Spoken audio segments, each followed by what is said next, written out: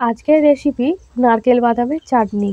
এই চাটনিটা বানানোর জন্য নিয়েছি মিডিয়াম সাইজের একটা নারকেল এবং বাদামের খোসা ছাড়িয়ে নিয়েছি এবং নারকেলটারও খোসা ছাড়িয়ে নিয়েছি। এই দুটো জিনিসকেই বেশ ভালো করে ধুয়ে নিয়েছি। এবার একটা মিক্সির মধ্যে বেটে নেব।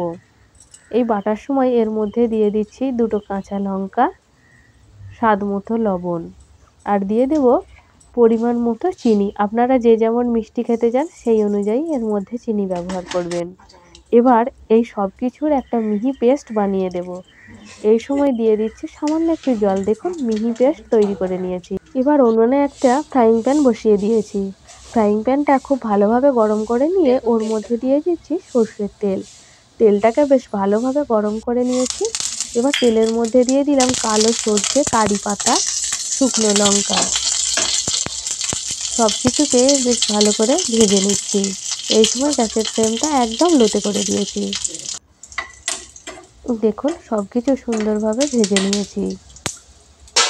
এবার যে পেস্টটা বানিয়েছিলাম ওই পেস্টটার মধ্যে ঢেলে দিলাম।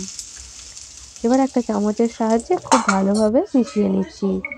এটা ইডলি, ধোসা কিংবা উত্তপমের সাথে পরিবেশন করুন। তৈরি হয়ে গেছে নারকেল বাদামের চাটনি। সবাই ভালো থাকবেন। ধন্যবাদ।